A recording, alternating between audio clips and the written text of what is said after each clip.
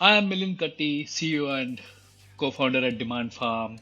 You are listening to the SaaSholes. Welcome to Yeah. SaaSholes, a show dedicated to issues within the software as a service industry. We are revenue ops with a Edge. Still trying that out, huh? Edge. Oh, God, we'll edit that out too. KG and myself, Pete, have a combined, 50 years of making interesting decisions. Please subscribe to our weekly newsletter. Round it down. Today our guest is Milind Katti. Milind is the co-founder and CEO of DemandFarm. He's practiced and involved in the farming engine principle for well over a decade. He established DemandFarm in 2016 and is passionate about delivering the best of B2B key account management solutions to serve the needs of sales leaders and key account managers. DemandFarm is where he continues to build software products and solutions to make account planning effective and effortless. Prior to DemandFarm, Milind co-founded and ran DemandSure. DemandSure started as an inside sales outsourcing company in 2005 and kept transforming to finally become an 800 plus person performance marketing company. It was acquired by Ziff Davis in 2018. All right. Congrats, Milind. All right. Before we get to Milind, this episode is brought to you by NeuroNoodle. Hey, parents of athletes, get a doodle their noodle. It's a brain map before the season starts. Because if you play cricket, you might get one off of the noodle. All right? Get a baseline to compare it to. You get a physical every year, right? Well, get a brain checkup before the season starts. Schedule an appointment now at neuronoodle.com. KG. Where's Jamie? Jamie should be on the show and not take. He's out discovering Santa Barbara and Reuben sandwiches. Yeah, so nice for him. Yeah. Yes, Whatever. Pete. Yes, Pete. Air used to be free at the gas station. Now it costs $2.50. You want to know why? Yeah, why? Inflation. Leave us some comments on our blog at sassholes.net. KG, you got any shout-outs? I do have a couple of shout-outs. Congratulations to Aaron Blumenkrantz for starting his new position of Head of Sales, Data Cloud, Western States, and SoCal at Google. Imagine what that business card looks like, Pete. It has like a little flap Google. with his title is so long. Congratulations to Anna Sazal for starting his new position, account executive at Invisible Technologies. And happy birthday to my buddy Brennan Beyer, who is my first sales manager in the online advertising space. Happy birthday, Brennan. We love KG survivors. Yeah. Congratulate Brian Murphy for being promoted to investment banking, senior analyst at Ziegler. He was a neuro student at Northwestern, and then he got an investment banking. Way to go! Wow. Way to go! Wow. Hey, Lauren Fish being promoted to senior enterprise account manager at Upwork. Kristen Zaks, CISSP. I have no idea what that stands for. 6 years at Johnson & Johnson. And we'd like to wish Patrick Parker a happy birthday, March 6th. And then congratulate Joel Sambursky for 15 years at LPL Financial. Okay, KG, how do you know Milind? I remember that we talked, I forgot who it was, talked about DemandFarm, but they were pretty passionate about the product. Well, yeah. So we had Jared Johnson, who's the chief customer officer at TaskUs, on the show in December. And he told us his best secret was DemandFarm. And he called it the most robust integrated strategic account planning tool that he had ever seen. And I was like, I got off the show and I had to reach out to Milind immediately and say, we have to get you on the show. Because, Pete, we don't talk a lot about strategic account management or account management. We talk about like hunting and killing and bringing in new accounts and for chief customer officer at a publicly traded company to talk about DemandFarm as like his best kept secret was absolutely awesome. So thanks for coming on the show, Milind. Thank you so much, KG and Pete. My pleasure. I'm loving it. Great. Well, give us It's early. Tell us about yourself. How did you get to where you are today? Sure. So I'm born and brought up in India, educated in India, like most 90s kids in India, I also did my graduation in electronics engineering and then an MBA in marketing. I mean, not a most middle class children in India did that. So we're kind of equivalent to baby boomers of US, okay? Mm-hmm. So because 90s is when the liberalization happened, the economy opened, and then we were there, like wanting to get to college. Mm-hmm. So took advantage of that, and then so if you're slightly smarter, you did all these things in college. So then, so early 2000s was I worked in corporate world. I mean, I used to be a sales guy with a very large automotive company here in India, That almost wasn't 80 employees. Tata Motors. Yes, that was at Tata Motors. All Yeah, right. yeah. So I used to sell trucks. I mean, so it was fun. It was Okay. fun. Okay. So that was my first job selling trucks. Soon after my college. Got it. So then, so around 2000s is when almost a lot of services were getting outsourced to India. Mm-hmm. And then I think we were kind of late by then. By 2005, we figured out, okay, like, is there something that's still out there? And we figured probably inside sales is so much harder to outsource, especially in those days when even LinkedIn didn't exist. But we said, nevertheless, okay, let's try it out. And then the business models evolved, the digital marketing evolved, the customers evolved, and then whole lot of solutions evolved. And then over the next 12, 13 years, we kept transforming. And eventually by 2018, I think we're a full-fledged performance marketing company with plenty of demand gen solutions to global companies, and also I think we also owned a couple of very famous digital media properties like martechadvisor.com and then a couple of them. And eventually Ziff Davis, one of the NYSE listed, one of the largest digital media companies, I guess. They own Mashable, they own a whole lot of stuff. I mean, so they acquired us because it was a good India US combination. Is really a good model Mm-hmm. for them to do that. So that was good for us. So in the meanwhile, because we had worked with hundreds of B2B companies in their sales and marketing processes, we had thought about this idea in terms of account planning software and so on. So in 2016, we had started this already before this acquisition. And so we continue to run that and build that. I used to spend most times in the US until the pandemic hit. So shuttle between India and then US. So account management, what does that mean? So at a very simple side of the spectrum, account management is about growing your existing customer revenue with cross sell, upsell, or farming and mining your accounts. That's the simplest definition of it. A slightly bit more on the other side of the spectrum is about helping your large strategic accounts achieve their strategic goals with your solution. I mean, so that's a little esoteric, but some companies do that. But what I have seen is most companies are somewhere in between this, depending upon their size, their maturity, the size of the companies themselves, and size of their accounts. So all of that, there'll be somewhere in between. Somebody would make account management and simple cross-sell, upsell, increase revenue, to adding, I mean, helping customers achieve their strategic goals. I mean, right, somewhere in between. Mm-hmm. But I also love the other definition of account management, where I talked about a couple of years ago. So while sales is about, okay, selling what you have, I believe account management is about helping customers buy and not really sell. Well, it is, I mean, you're using, big words that Pete and I don't understand, like esoteric, but it's funny though that you say that, because for my entire career, Milind, I've always considered account management to be sales. And I've found myself getting checked by CEOs from time to time when I talk about sales broadly speaking, and I mean new business sales, account management, and all that kind of stuff there. Yeah. And then they say, oh no, sales, that just means new business. Account management is something else, and it's like, no, like selling is selling to current customers and upselling.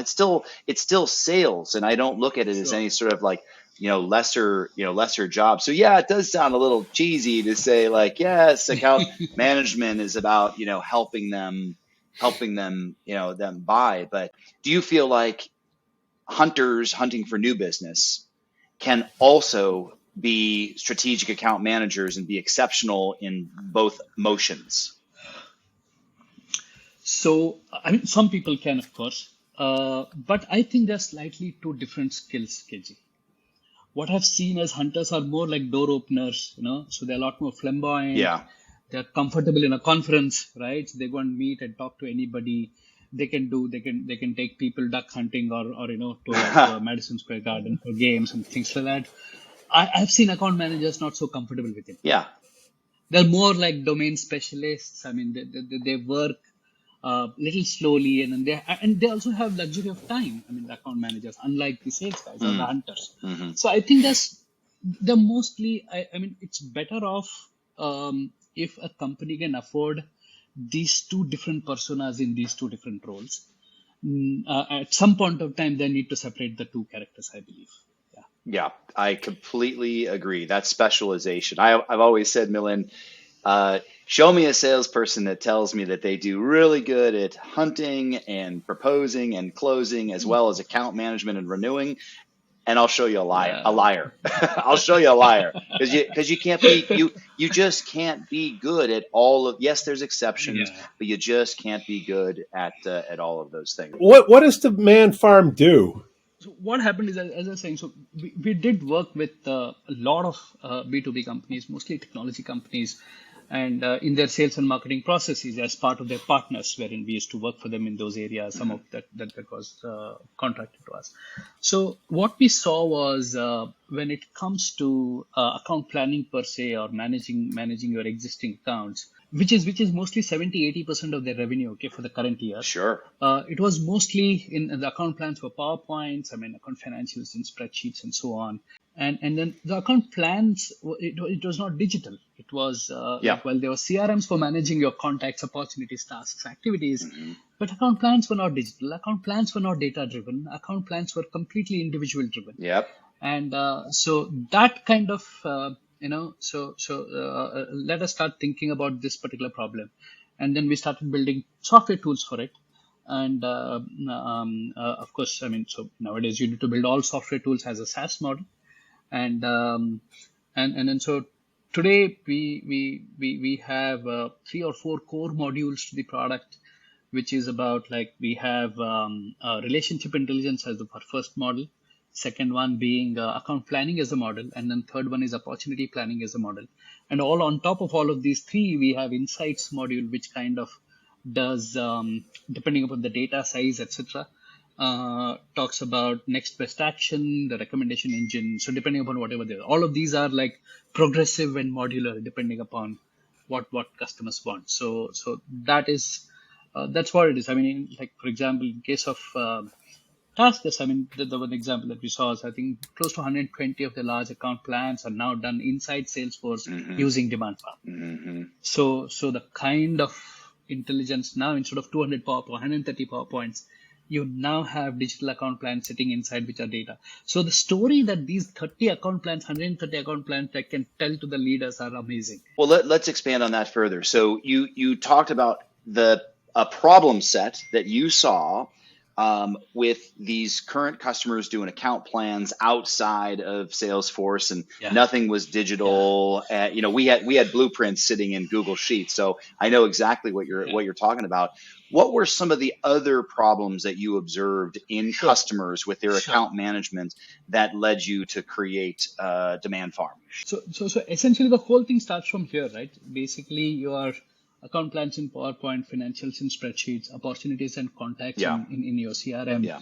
And then more importantly, there's a lot of tribal knowledge, what I call as a tribal knowledge, in terms of, like, who's my supporter, who controls what budget, what is the political connection between the people in this account, right?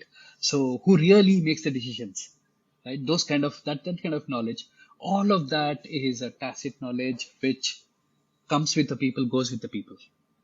So now, if you combine all of this, it results in 4 or 5 challenges or difficulties or problems for the customer. So one is the continuity, as you're saying.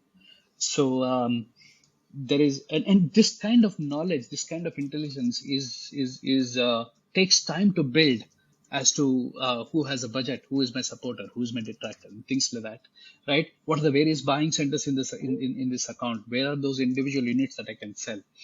So you lost that continuity if you didn't have a digital plan. One. The second thing that we saw is a lot of companies, mostly big and large, they invariably invest in some kind of an account planning methodology, right? It could be like somebody who is going to McKinsey to build for them, or Miller Hyman, which is a branded methodology, or their own homegrown methodology based on whatever the head, right? Now, you spend all that money, you train people, right? Now, but you couldn't institutionalize it. So everybody is very enthusiastic. I have seen everyone gets trained in November, soon after Thanksgiving.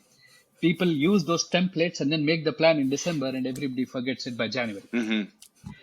Right? So now how can you bring all of that and then institutionalize that and ensure that everybody does that year over year over year and actually keep bettering it in? So what I call it as institutionalizing your key account management, key account planning, and then the governance and review becomes so much more easier. The third challenge that I saw was the insights, as I was talking about, right? So I have seen some crazy amount of insight that come about when you combine the 130 or 200 account plans.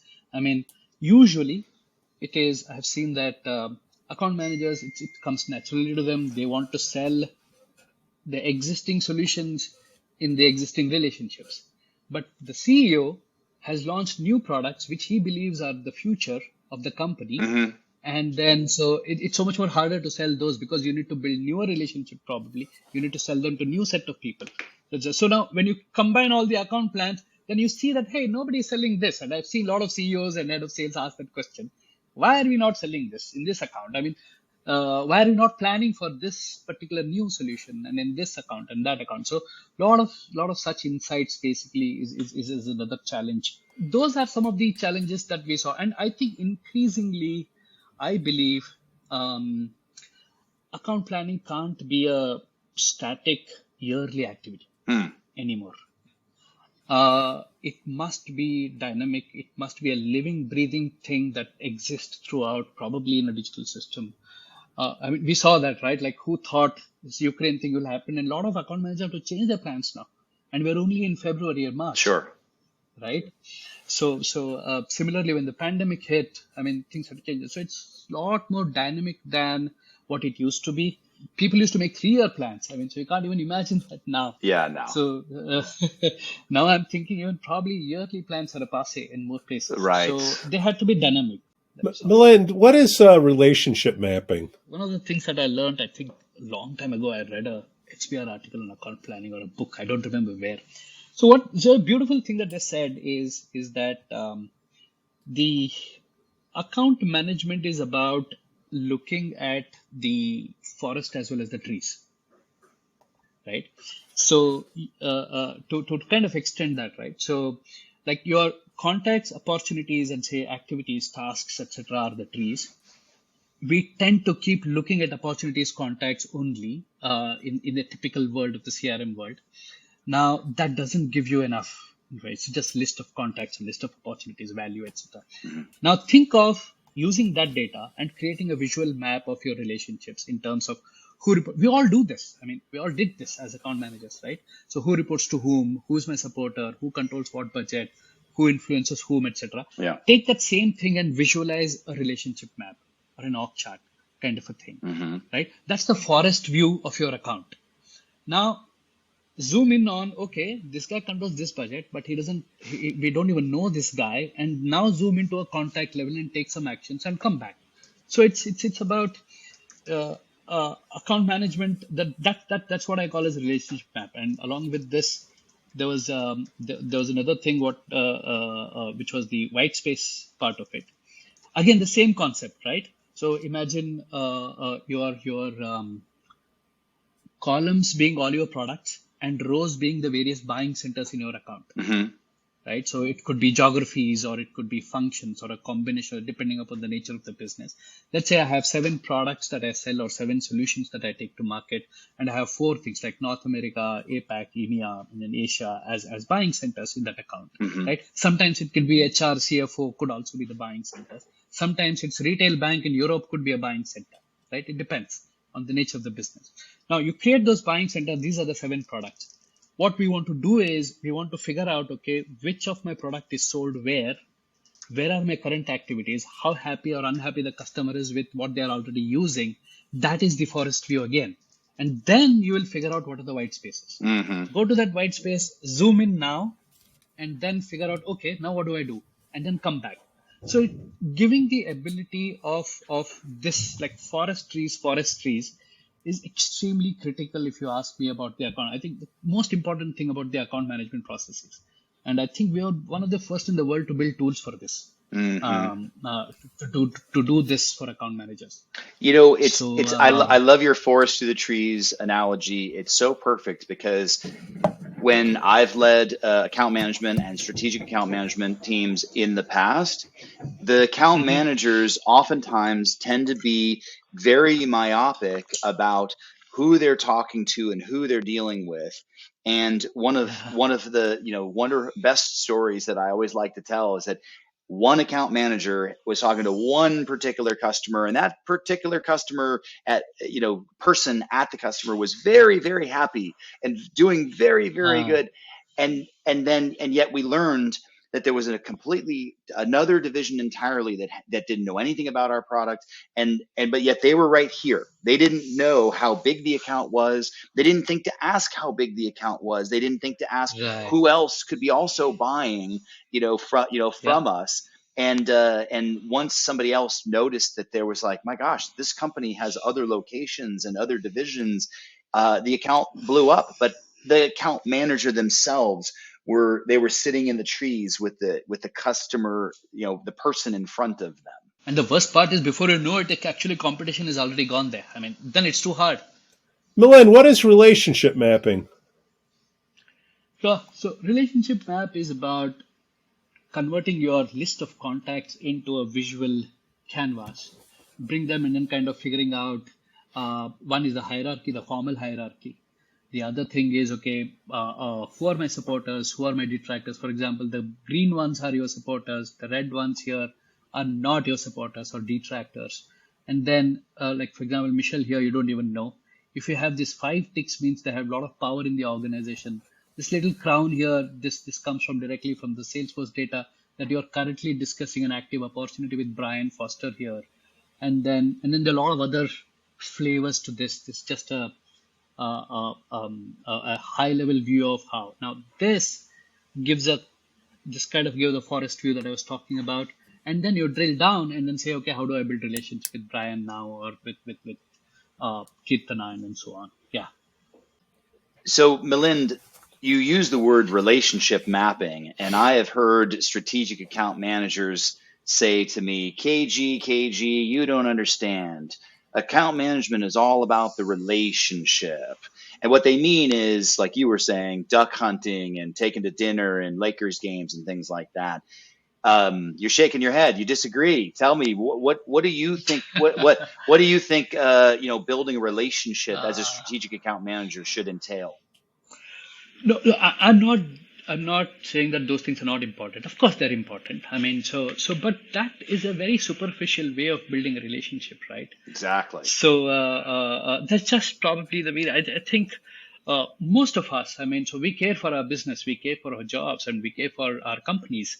So the relationship is really how is this account manager trying to understand and visualize my problems in my organization and then helping me with it, with his solutions or something like that, right? So that is if I'm able to empathize that and then convince on that or articulate that, is when the real relationships are built, actually, if you ask me. The space or an environment could be a game. I'm okay. Or could be a duck hunting thing, or could be a golf game. Fair enough. That's a space in which you do this activity, but just that is not enough.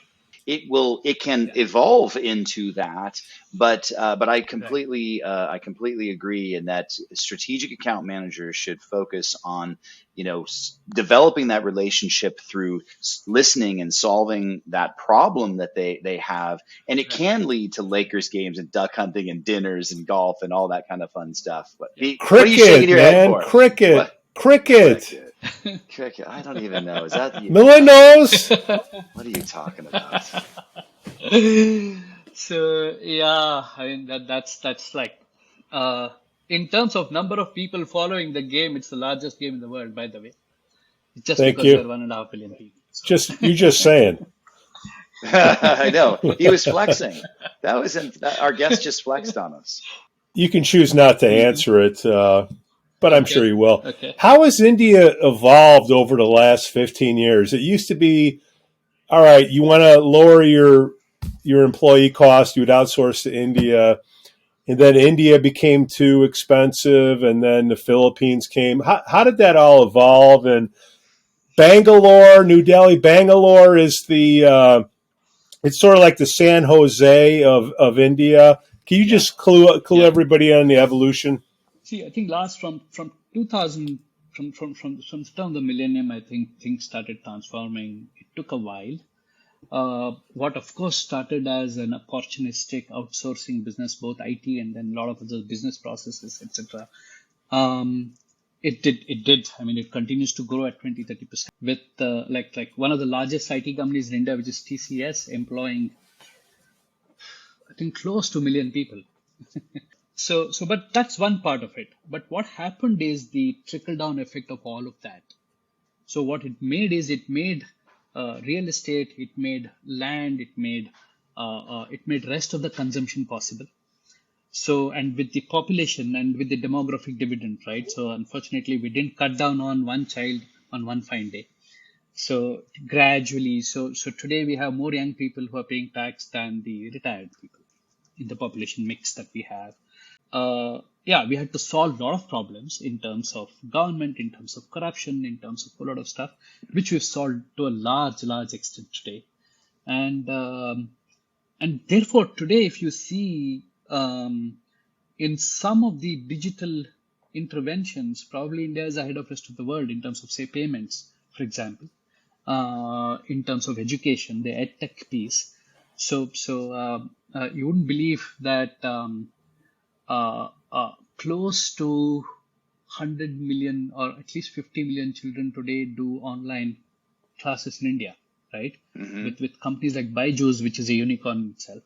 And you'd also see that I think there were 45 unicorns, second or third highest in the world last year Wow. from India, Wow. right? 45 unicorns in India. I mean, so yeah, that's why I said the baby boomers, right? So we created that. I think probably next 10-20 years is going to be a good 7-8% growth. And Wow. Wow. I think, and then the kind of infrastructure, I think Yeah. uh, they're building, I think, on an average, I think 40 kilometers per day of 6-lane highways now in India, every day, Wow. right? They're doing almost like, I think, 7 or 8 kilometers of metros in almost 25 cities in India today. Every city, I mean, so this is building metros and infrastructure and tourism. What about the brownouts? Any more brownouts? You got enough power? Oh, I mean, you won't believe this that most of the country has no power cuts now. We're in fact self-sufficient in power, started exporting power now to neighboring countries. And one of the world's largest renewable energy producers, because of course the sun 12 months a year, so Mm. you can produce whatever now. I mean, you can literally produce solar energy 12 hours a day. So the very innovative ways in which all the irrigation canals in India now, the lot of water used to get wasted because of the evaporation. So what they've done Mhm. is they've covered those irrigation canals with solar panels. That's how we are able to produce the largest amount of solar energy in the world today. So yeah, pretty interesting, pretty exciting though. It's just that we're too many people. All the Bitcoin farmers are going to find you. But I think it's probably the most exciting time to be there. No, it's definitely evolved. Going back to strategic account management, let's tell us Hmm. about the role of automation and AI and machine Ah. learning in strategic account management. I mean, those sound like buzzwords to sell a lot of software. True. What's the reality? What happened was I was lucky to get to a beautiful framework a couple of years ago around this as to how do you decide on using automation under AIML in any business in any situation. So I adopted that to account management in a way. So the framework is pretty simple. Like let's say on the x-axis you have complexity of the tasks or decisions that you're making, and on the y-axis you have frequency of their occurrence in an organization, say in a year, right? So say simple tasks, simple decisions, but very high frequency. Let's say lead scoring, right? So as an example, you want to score the lead based on their firmographic, demographic, intent, and then whatever the action, etc. You can pretty much put an algorithm, put a bot there, put a robot there, put AI machine there. So lead scoring can easily be automated. Yeah. There are hundreds, probably thousands and hundreds of thousands of leads in a year, depending upon the organization. So there's lot frequency is high, Yeah. complexity is low. Yeah. Now cut to another extreme where you have a chief sales officer or a CRO trying to decide which products to launch next year or which markets to go to next year, right? That's a very complex decision, a very complex task. Doesn't happen too often. You Yeah. don't take such decisions like every day, Yep. right? So this is on this side of the spectrum. Yep. So obviously you will need you don't want to use any automation there, right? You want a human being to kind of take a call there. There's not enough Now, data to use yeah, ML there because the frequency is low yeah, on both axes. correct, Yeah. correct, right? So no, the complexity is very high. Yeah. Complexity high, frequency low. High, Yeah. frequency is low, Yeah. right? Now, account management, I believe, is somewhere is in between on the both axes, is in the middle, right? Now, what do you do in such a situation, right? I thought that if something is in the middle, right, what's best to do is use the data because you don't have enough data, right? But you have decent amount of data, and you can't eliminate the person either, right? But you can't expect that every account manager is a Superman who could take the decisions. So what I say is, okay, give them the insights and allow the human being to take the last decision. Give them the recommendation, let the human take the call. So what I call this as, like on the first example I gave is kind of a Wall-E, the robot. The second example is a Superman, to get into that. And what I believe today, the account managers, what I want to do, make account managers, is make them into an Iron Man. Enhanced. Right? So that Tony Stark, you give him that jacket, but he's a human being nevertheless. Yeah. I like Right? that. Give him that suit. Give him the suit. Using your automation, using your AI as well. So if you try to make an account manager a Superman, a hard task, right? Because you can't scale, because you have hundreds of them. There can only be one CRO actually at any given, right? So it's too hard. But don't make your account manager a robot either. Right. That's not going to work. Yeah.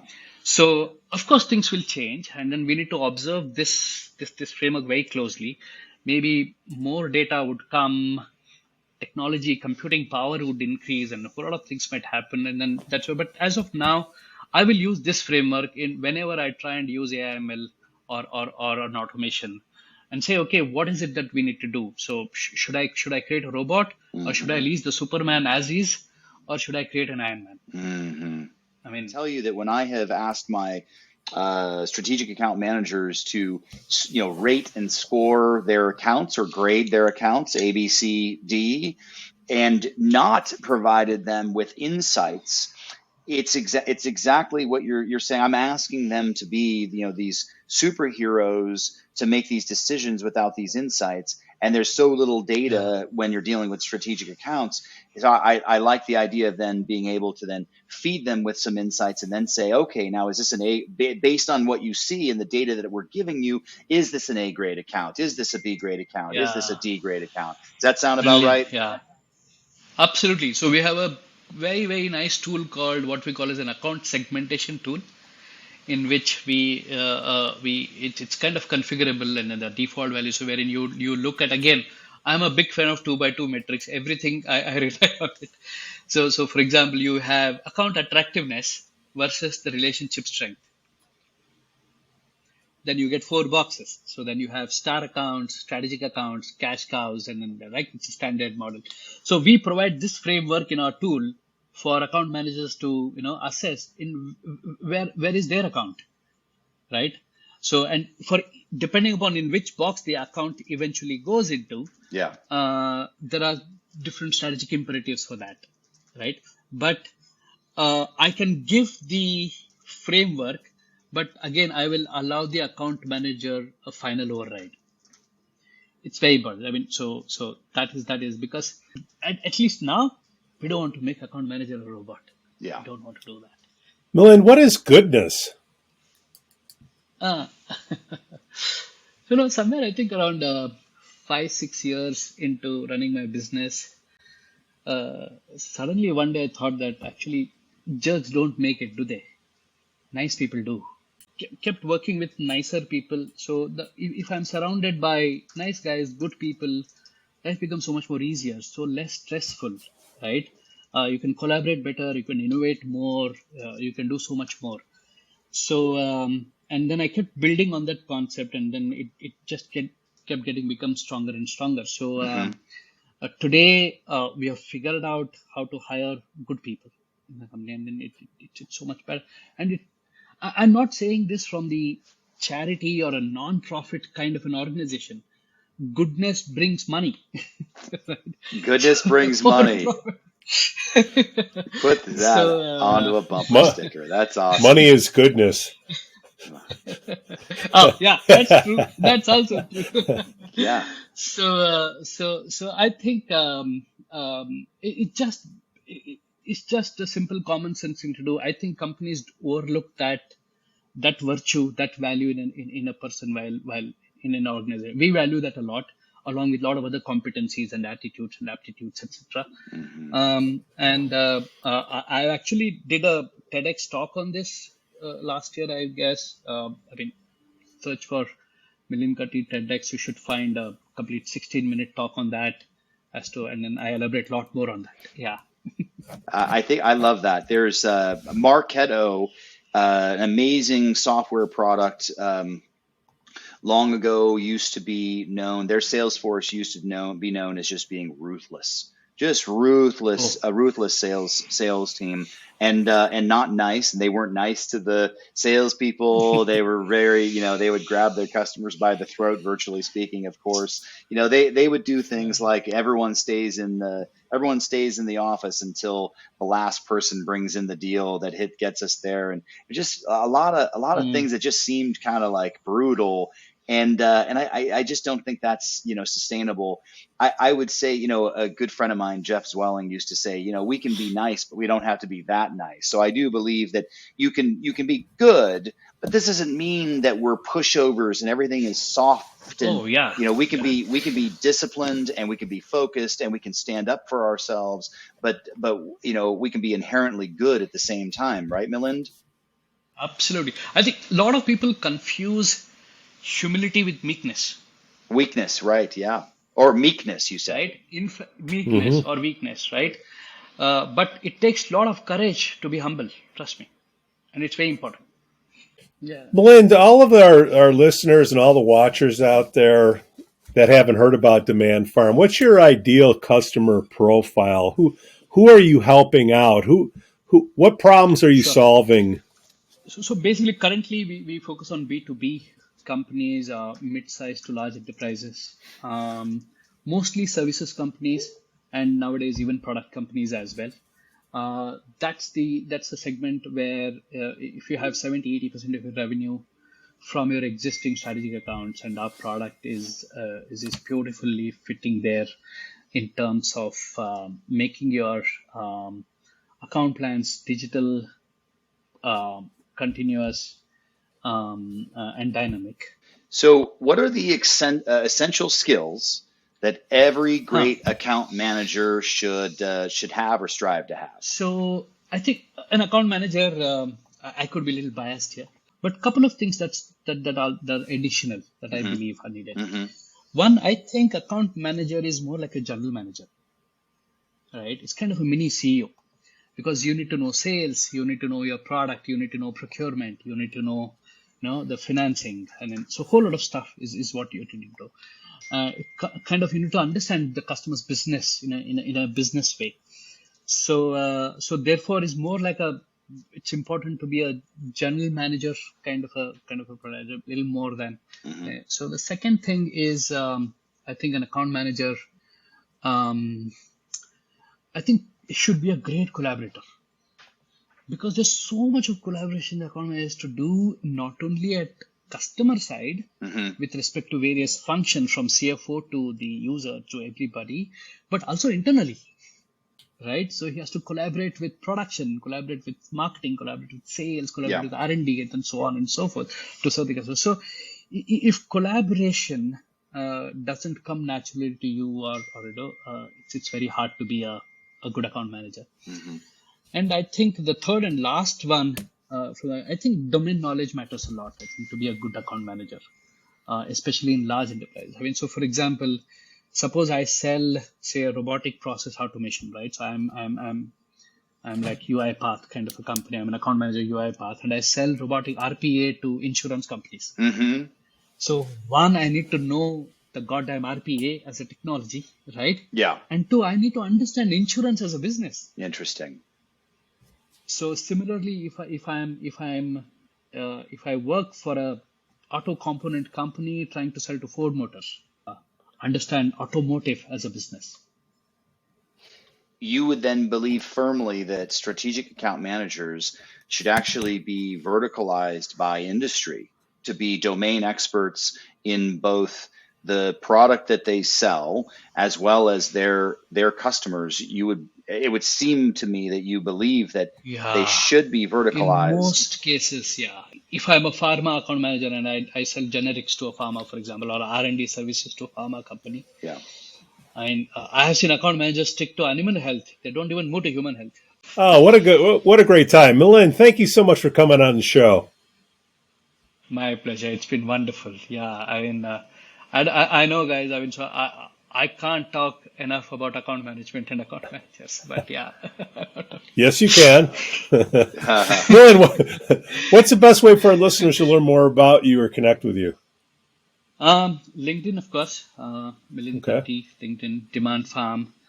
I'm not a heavy user of Twitter or others, but LinkedIn and a website, I guess, demandfarm.com. Yeah, these are the two best channels. Yeah. Yeah, we'll put everything in the podcast notes.